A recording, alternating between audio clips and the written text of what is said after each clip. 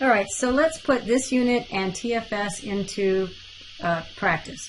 So I'm going to create a new project, and we're doing something a little differently this time, where we're creating Windows Forms applications instead of the console application. I'll call this Hello World from a Form, and then click on OK. And that's going to create things for me. All right, so things are a little bit different than they were before, which is always exciting and fun and new, via my Solution Explorer here.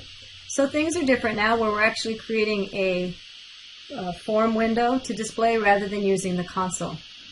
And let's just add some things. So I'm going to add a label. Okay.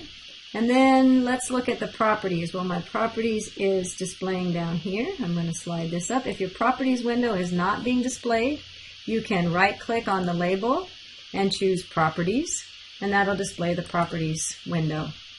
And then from the properties, I have quite a number of choices here. I can have them categorized, have all of my properties categorized. I can sort them alphabetically. Or I can, for our purposes, we'll use the events in a minute. But for now, let's just use our label, use our properties.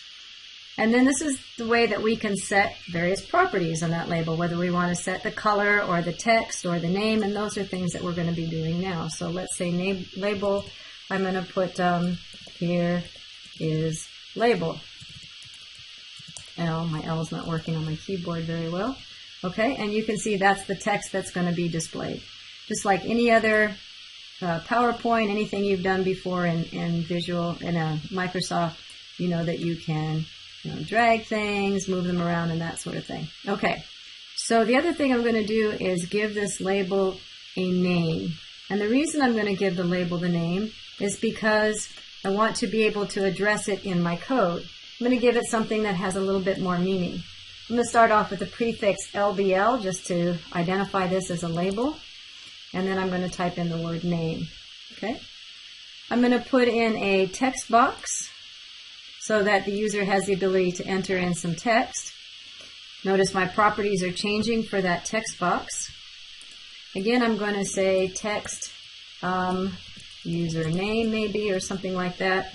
So I'm going to give it a name that I can, again, access as a handle to my code, and I'll show you how that works all in just a minute.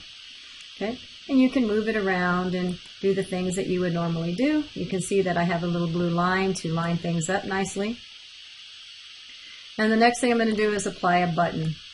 Okay, and so I think in my button, again, I have names here. I'm going to give it BTN for button and submit. And for the text, I'll give it, I'm going to scroll down until I find text, and the text I'm going to say submit. Okay, so it's not doing anything right now except displaying.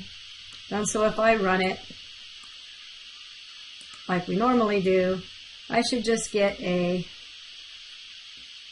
little window that's really not doing anything at this moment, because when I hit submit, I haven't given it any code to do anything, so nothing is really happening. We're just setting up the GUI. So let's put some action behind our submit button. Okay, so back on properties for the submit, if I click on the events button, what we're doing now is something a little bit different than we've done in the past. And in the past,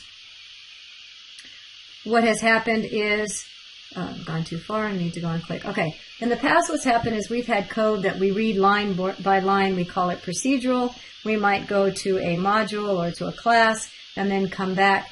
But forms are different. Forms are set up so that we are presented with a window, and then the window waits for something to happen, something from the user to happen, which is called an event. And we apply code to event, which we then set code to make our form do something interesting. So let's see what that means. So I have this click highlighted for an event. So I've clicked on the bolt and I'm choosing click. And if I double click on click, I'm taken to the code behind the form. We call it code behind. And here I have some things that are set up automatically for me. And one is exactly that. When the user clicks on a button, let's apply some code. And so my thought is when we click on the button, whatever they put in that text field, we'll put in the label. And so we have things that we can get to in code. So for example, let's set up a variable that's going to be a string variable, and I'm going to set it to the name equals, and the name of that text field was text.username. Okay? And so you can see that the IntelliSense is trying to help me out. And there's many properties that are associated with that element or that control. And they all are different depending on what type of a control it is. But in this case, I can go down to text. And what I'm trying to do is get the text that that user entered in that control. So I'm going to put that, whatever was the text, the string that was entered into that control, and we're going to put it into this variable.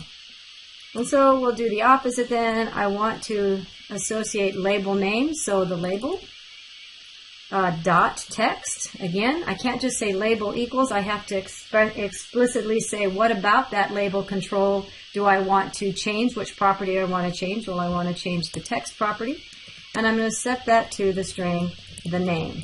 Okay, so all we're doing is when the user clicks on that button, so the form responds to an event, this method will run. The method will get the text out of the text box control. It'll put the string into our variable, and it'll assign that string to our text value of our label. So let's see that run. So as I run and I click on, I'll put in my name, for example. I'll click on submit, which is going to fire this event. And sure enough, that label name changes.